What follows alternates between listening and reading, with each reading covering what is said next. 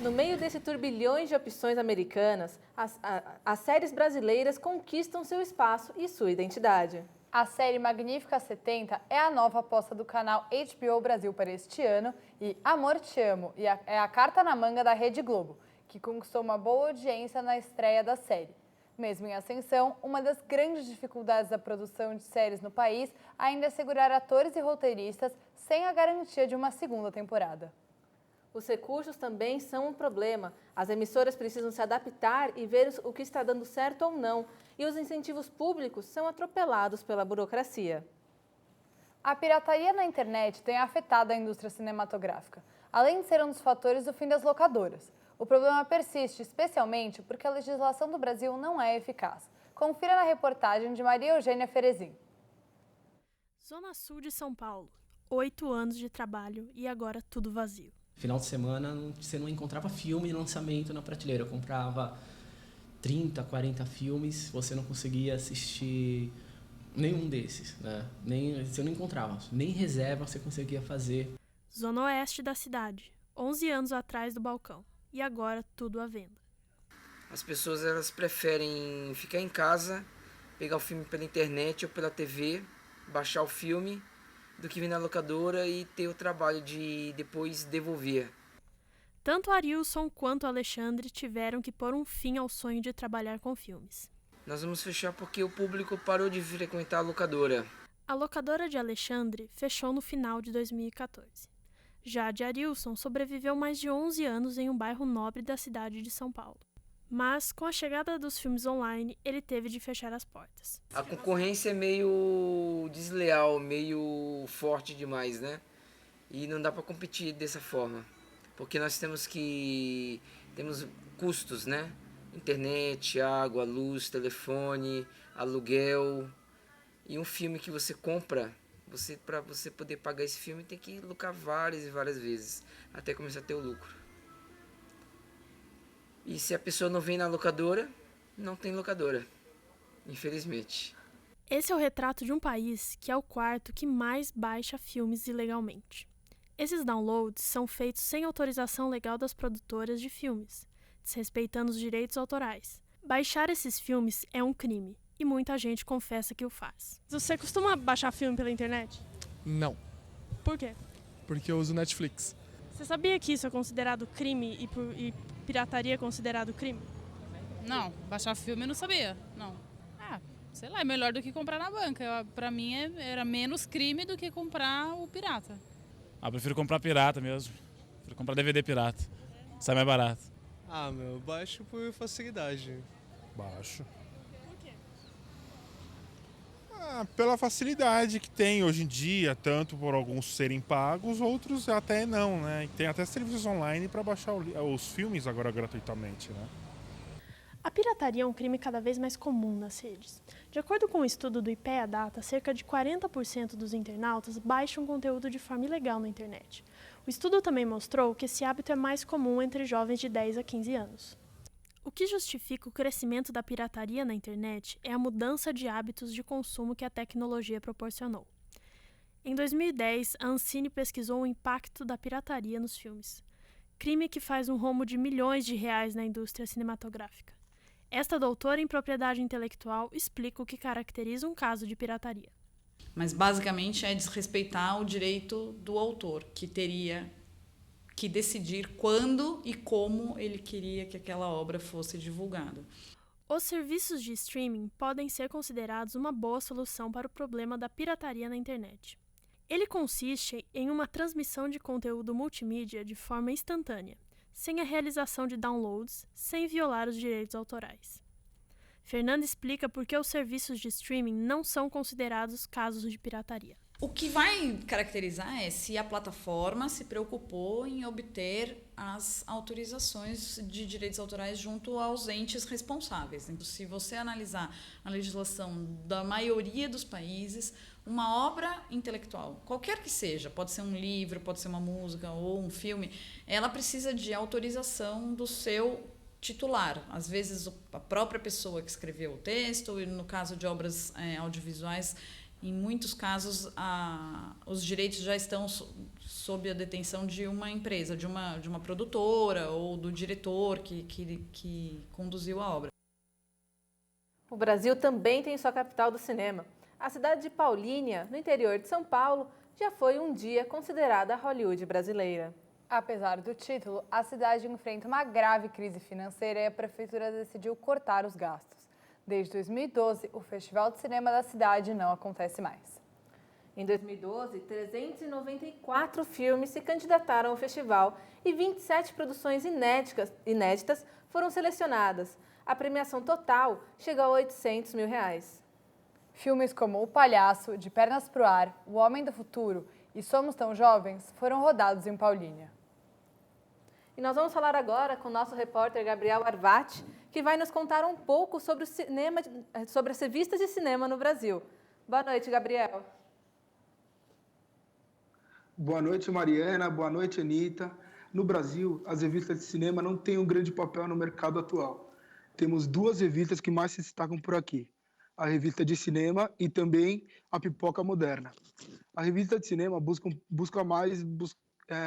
falar um pouco mais sobre o cinema nacional, e contando muitos making-offs, produções regionais, festivais culturais, entre outros eventos voltados para o cinema nacional.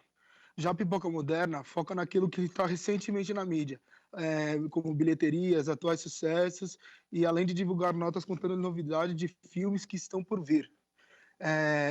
Outro destaque da Pipoca Moderna é que eles buscam também informar muitos leitores sobre sucessos seriados, além de um conteúdo amplo de seriados. Eu sou o Gabriel Arvati para o CPM no Ar. Obrigada, Gabriel. Botar a melhor roupa, encontrar os amigos e passar horas em um cinema na rua já foi o melhor e mais chique programa no país. A afirmação que hoje talvez só seja verdade para alguns pré-adolescentes era o evento da semana para os nossos avós e pais. Ir ao cinema não era uma corrida desesperada por ingressos para ver o último lançamento, e sim o ponto de encontro, conversa e paquera. Os filmes podiam ser mudos, mas a conversa e a elegância não deixavam espaço para o silêncio. Em São Paulo, se estendiam pela chamada Cinelândia, que percorria ruas no coração do centro da cidade. Eram estruturas faraônicas, geralmente teatros adaptados com milhares de assentos e camarotes. Mas a especulação imobiliária e a então cidade que mais crescia no Brasil viu o centro virar coadjuvante de novos bairros. Historiadores do cinema de rua, como Inimar Simões e Pedro Olivoto, apontam o abandono dos centros, o surgimento dos serviços de TV a cabo e o surgimento dos shopping centers como os responsáveis pelo fim do cinema de rua. Esses templos do entretenimento se tornaram estacionamentos, comércios e templos evangélicos, e os cinemas se incorporaram aos templos de consumo dos shoppings. Ir ao cinema ainda é uma realidade, mas em uma era de Netflix e Popcorn Time, qual será o próximo papel dos cinemas, sejam em shopping centers ou na rua? E perseguidos pela polícia, mas sucesso de vendas e de crítica, Capitães da Areias e Tropa de Elite têm muito em comum. Não só por terem saído dos livros para as telonas como um grande sucesso nacional, mas porque seus temas mostram como a temática da violência urbana está diretamente ligada à pobreza, um assunto que não deixa de ser atual no país. Os polêmicos autores Jorge Amado e Luiz Eduardo Soares também compartilham a chaga da perseguição policial, que parece não ter mudado muito entre as mais de 7 décadas de diferença entre as obras. E para quem curte ir ao cinema, uma opção diferente é o Espaço Itaú, na Rua Augusta. Vamos agora com a repórter Bianca Giacomazzi, que está lá e vai falar um pouco dele para a gente. Boa noite, Bianca, tudo bem? Boa noite, Anitta. Boa noite, Mariana. Bom, a gente está aqui no Espaço Itaú de Cinema, localizado na Rua Augusta. É uma boa opção para quem busca alternativas das grandes redes de cinema localizadas nos shoppings. Aqui a gente tem 3 salas com uma capacidade para mais de 500 pessoas e outras 2 do outro lado da rua. A programação, é normalmente recheada de muitas tramas diferentes daquelas do comum, das hollywoodianas que a gente vê. E aí, Bianca, o que está passando de bom no cinema hoje? Bom, hoje a gente pode ver o documentário Últimas Conversas do falecido diretor Eduardo Coutinho e também o filme... Desculpa, gente, muita confusão aqui. e também o filme Gorila, estrelado pela Mariana Ximenes e dirigido pelo José Eduardo Belmonte. O curioso é que tem um documentário sueco que chama Bikes versus Carros, algo que se encaixa bastante aqui e está rolando também aqui no cinema. E Bianca, tem bastante gente por aí? Olha, hoje é uma quinta-feira bem tranquila aqui no cinema. A gente pode ver que não está tão cheio para uma quinta-feira de estreia, que a gente vê normalmente nos grandes cinemas. Mas até que tem um bom movimento. Lembrando que a entrada varia de R$24 a R$30 durante a semana e tem meia entrada para os estudantes. Muito obrigada, viu, Bianca? E Até a você, próxima. sabe o que é um curta-metragem? O repórter Tomás Pimentel foi acompanhar de perto o dia a dia de quem entende do assunto.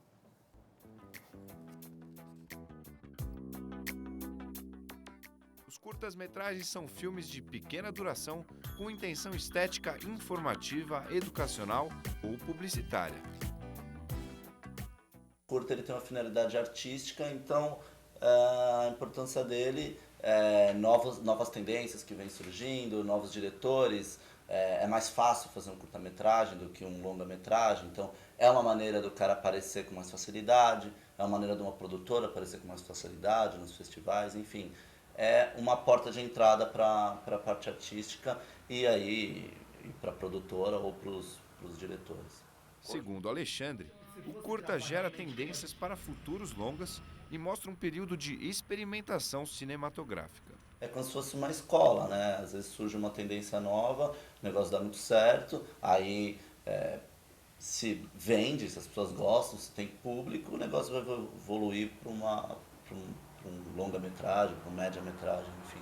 Os curtas-metragens podem e devem ser artísticos, mas não podem esquecer de serem vendáveis, ou seja, atraentes para os telespectadores. Não adianta assim, querer achar que tudo é arte, então você pode fazer tudo porque é um curta. Eu acho que tem que ter uma linguagem simples, uma narrativa que já começa, né? Não adianta você querer explicar toda uma história que está rolando, a história já tem que começar e tem que ter uma linguagem de fácil aceitação, né? Não adianta querer fazer um negócio muito maçante.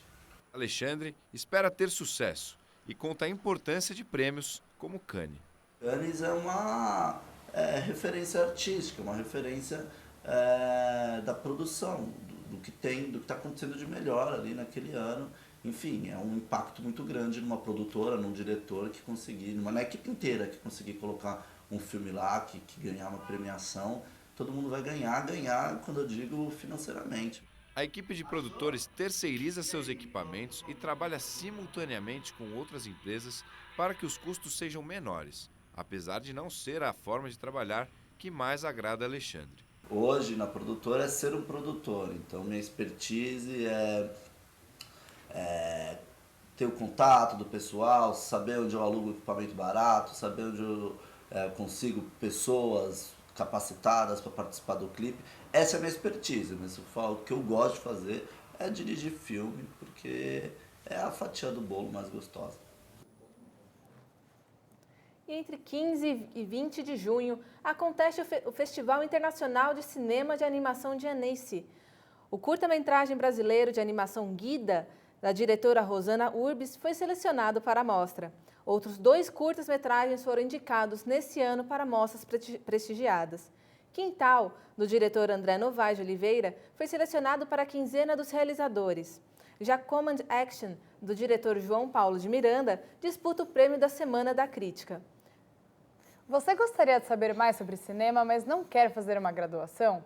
Existem lugares que oferecem cursos de especialistas dos mais variados tipos. A repórter Cláudia Costa está aqui hoje para passar mais informações. Boa noite, Cláudia, tudo bem? Boa noite, Anitta. Boa noite, Mariana. Pois é, existem diversos cursos para quem quer saber um pouquinho mais de cinema. O Instituto de Cinema Opera House, por exemplo, tem cursos para falar sobre o Tarantino e pelas técnicas utilizadas pelo diretor russo Konstantin Stanislavski. O Instituto oferece ainda cursos para direção, roteiro, produção, fotografia, entre tantos outros. O Instituto fica no bairro de Pinheiros, aqui na capital paulista. E no próximo dia 6 vai começar uma nova turma para o curso intensivo de férias que eles oferecem, que ocorrem de segunda a sábado e tem duração de 3 semanas. Ainda aqui em São Paulo, o SENAC oferece diversos tipos de curso de cinema, desde cursos livres, como as oficinas de direção para TV e vídeo e roteiro, até cursos para graduação e pós-graduação em cinema. A Academia Internacional de Cinema, que é outra, também oferece cursos profissionalizantes nas diversas áreas do cinema, tendo cursos específicos também para roteiro, fotografia, arte e edição, mas também cursos e documentários de cinema teen, por exemplo. As 15 instituições estão na internet e oferecem informações de preço, descrição de curso, duração e requisitos para fazer estes cursos e tantos outros que oferecem. É uma ótima oportunidade para quem gosta tanto de cinema conhecer um pouquinho mais sobre a arte. Obrigada, Cláudia. E logo mais, confira os documentários brasileiros que estreiam esse ano. Como é o mercado de filmes de super-heróis que está movimentando bilhões de dólares? E o cronograma do fim de semana. Nós vamos para mais um intervalo e já voltamos com a SPM no ar.